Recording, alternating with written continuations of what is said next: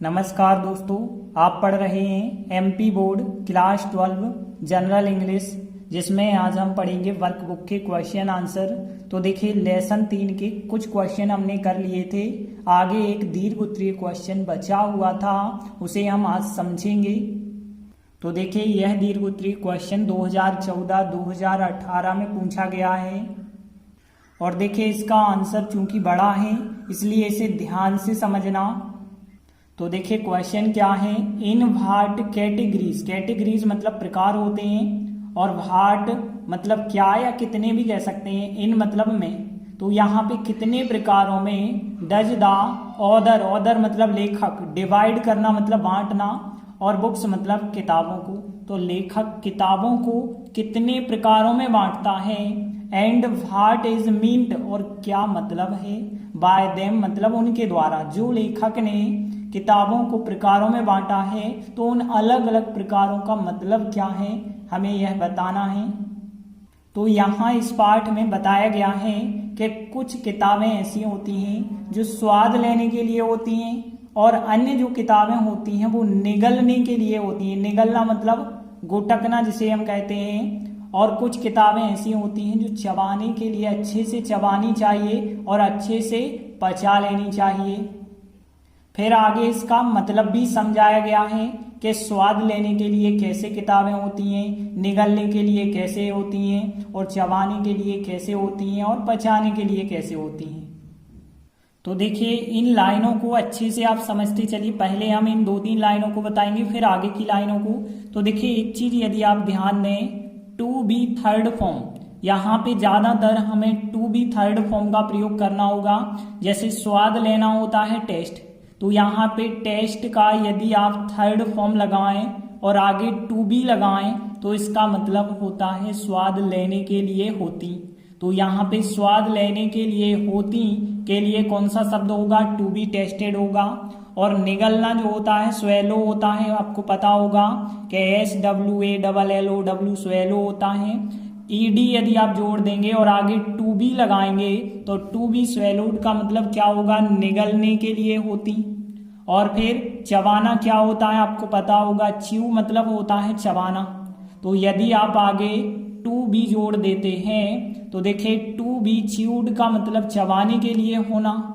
और फिर पचाना होता है डाइजेस्ट, तो यहीं पे यदि एंड लगा के हम डाइजेस्टेड कर देते हैं तो यहाँ पे देखिए एंड लगा है, तो आपको दोबारा टू बी लगाने की आवश्यकता नहीं है। तो टू बी च्यूड मतलब चबाने के लिए, एंड डाइजेस्टेड मतलब पचाने के लिए। तो देखिए, यहाँ पे वर्ड तो आपको समझ आ गए ना। स्वाद लेने के लिए होती को कौन सा शब्द है, टू बी टेस्टेड। और निगलने के लिए होती के लिए कौन सा शब्द है, टू बी स्वेलोड। और फिर इसके बाद चबाने एवं पचाने के लिए होती मतलब कौन सा शब्द है, टू बी च्यूड। च्यूड मतलब चबाना होता है, एंड डाइजेस्टेड मतलब होता है पचाना। तो देखिए, यहाँ पे सेंटेंस ध्यान से समझना। कुछ किताबें मतलब सम बुक्स कह सकते हैं हम, और फिर सहायक क्रिया लगाएंगे आर। तो सम बुक्स आर सहायक क्रिया लगाएंगे, और फिर टू बी टेस्टेड मतलब स्वाद लेने के लिए होती हैं। अदर्स मतलब होता है अन्य। अदर्स क्या होती हैं,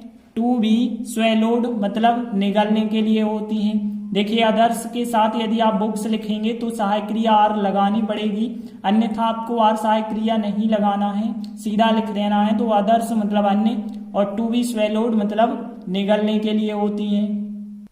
और कुछ चबाने एवं पचाने के लिए होती हैं। एंड सम, देखिए यहाँ पे बुक्स नहीं लिखा हमने, सम अकेला लिख रहे हैं। यहाँ सम बुक्स पूरा था तो आर सहायक क्रिया लगा दिए। यहाँ पे हमें सहायक क्रिया लगाने की जरूरत नहीं है। तो एंड सम और कुछ, और किस चीज के लिए होती हैं, टू बी च्यूड मतलब चबाने के लिए, एंड डाइजेस्टेड के लिए। तो देखिए, दोनों लाइनें आपको समझ आ चुकी हैं। Some books are to be tasted, others to be swallowed, and some to be chewed मतलब चबाने के लिए, एंड डाइजेस्टेड के लिए।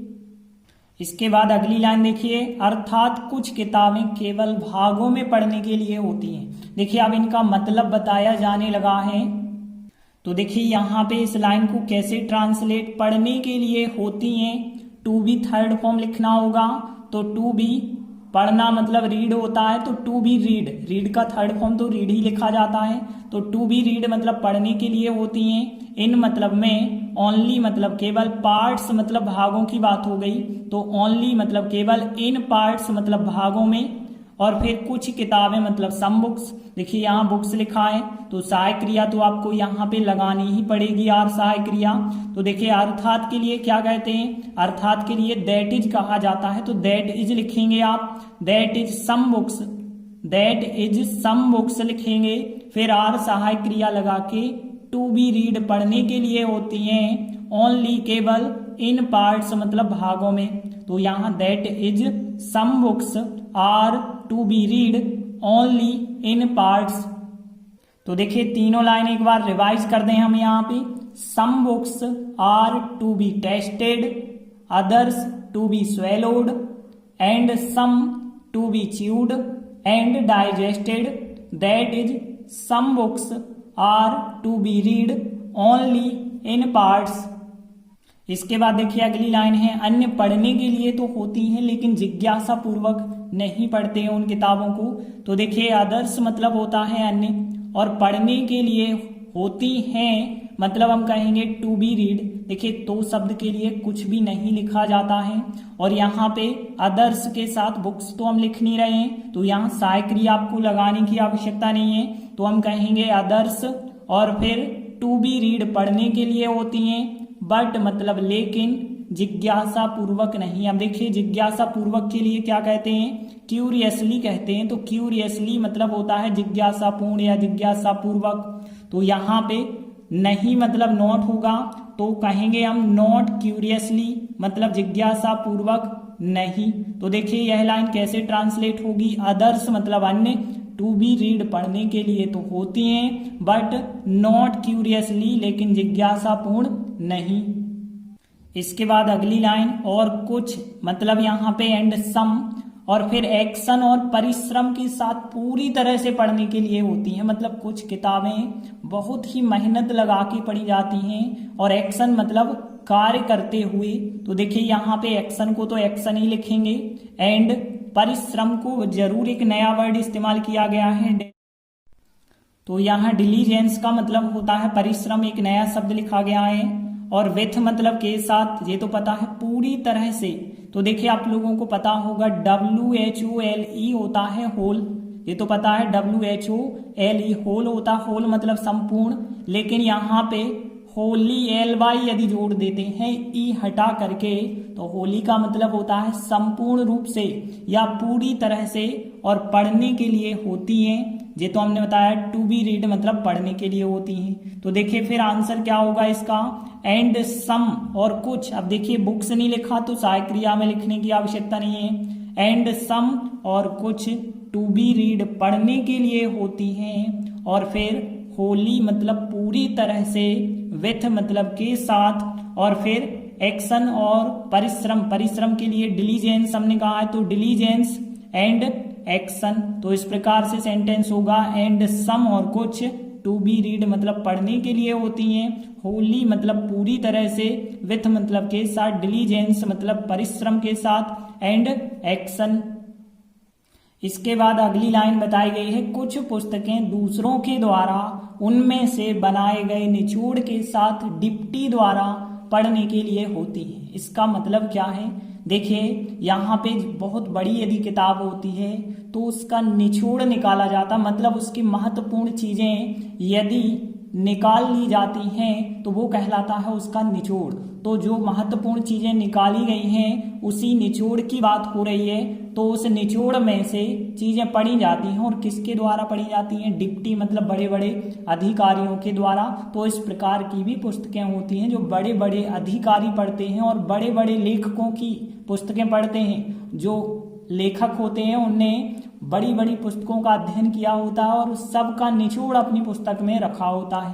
तो देखिए यहाँ पे हम कह सकते हैं सम बुक्स। अब देखिए यहाँ सहायक क्रिया लगाना बिल्कुल जरूरी है, और यहाँ पे पढ़ने के लिए होती हैं, टू बी रीड हो जाएगा, और फिर बाय मतलब के द्वारा, डिप्टी को डिप्टी ही आप कहेंगे, और यहाँ पे विथ मतलब के साथ। अब निचोड़ की यदि बात करें तो देखिए एक शब्द होता है एक्सट्रैक्ट, सुना होगा, एक्सट्रैक्ट मतलब किसी पार्ट से यदि हम कुछ चीजें निकाल लेते हैं तो वो कुछ लाइनें निकाल ली तो वो क्या कहलाते हैं, एक्सट्रैक्ट्स कहलाते हैं। तो यहाँ पे एक्सट्रैक्ट हो गए। और फिर बनाए गए मतलब हम कह सकते हैं मेड, मेड मतलब बने हुए या फिर बनाए गए। और फिर उनमें से, में से के लिए क्या कहते हैं, ऑफ कहा जाता है, में से के लिए ऑफ देम मतलब उन किताबों में से, और बाय मतलब के द्वारा, और फिर अदर्स मतलब दूसरों के द्वारा। तो देखिए कैसे ट्रांसलेट करेंगे आप, सम बुक्स और फिर सहायक क्रिया होगी आर। अब ध्यान देना, some books are to be read मतलब कुछ किताबें पढ़ने के लिए होती हैं जो किसके द्वारा पढ़ी जाती हैं, बाय डिप्टी, डिप्टी के द्वारा पढ़ी जाती हैं, विथ एक्सट्रैक्ट्स के साथ मतलब निचोड़ के साथ, जो कि मेड बनाया गया है, ऑफ देम उनमें से, मतलब बहुत सारी किताबें होंगी, उन किताबों में से निचोड़ बनाया गया है। और किसके द्वारा बनाया गया है, बाय अदर्स मतलब दूसरों के द्वारा बनाया गया है। तो देखिए यहाँ पे some books are to be read by deputy with extracts मतलब यहाँ पे निचोड़, और मेड मतलब बनाया गया, ऑफ देम उनमें से, और बाय अदर्स मतलब दूसरों के द्वारा। तो देखिए इन तीनों लाइनों को फिर रिवाइज कर लेते हैं। अदर्स मतलब अन्य, टू बी रीड पढ़ने के लिए होती हैं बट नॉट क्यूरियसली मतलब जिज्ञासापूर्ण नहीं, एंड सम और कुछ टू बी रीड पढ़ने के लिए होती हैं होली मतलब पूरी तरह से, with diligence and action. Some books are सहायक क्रिया to be read by deputy with extracts made of them by others. तो देखिए इस प्रकार आपका पूरा आंसर बनेगा, some books are to be tasted मतलब कुछ किताबें स्वाद लेने के लिए होती हैं, अदर्स अन्य जो होती हैं टू बी स्वेलोड मतलब निगलने के लिए होती हैं, एंड सम और कुछ टू बी च्यूड मतलब चबाने के लिए, एंड डाइजेस्टेड मतलब पचाने के लिए। दैट इज अर्थात सम बुक्स कुछ किताबें, आर टू बी रीड पढ़ने के लिए होती हैं, ओनली इन पार्ट्स केवल भागों में, अदर्स अन्य टू बी रीड पढ़ने के लिए होती हैं बट नॉट क्यूरियसली लेकिन जिज्ञासा पूर्वक नहीं, एंड सम और कुछ किताबें टू बी रीड पढ़ने के लिए होती हैं होली पूरी तरह से, विथ डिलीजेंस परिश्रम के साथ, एंड एक्शन के साथ। सम बुक्स आर कुछ किताबें होती हैं टू बी रीड पढ़ने के लिए बाय डिप्टी जो बड़े बड़े अधिकारियों के द्वारा पढ़ी जाती हैं, विथ एक्सट्रैक्ट्स मतलब निचोड़ के साथ, जो कि मेड ऑफ देम उनका निचोड़, बाय अदर्स जो कि दूसरों के द्वारा बना हुआ निचोड़ है, उस निचोड़ के साथ वो कुछ डिप्टी पढ़ते हैं उन किताबों को। तो देखिए इस प्रकार से बहुत महत्वपूर्ण दीर्घ उत्तरीय कंप्लीट हुआ प्रश्न। धन्यवाद।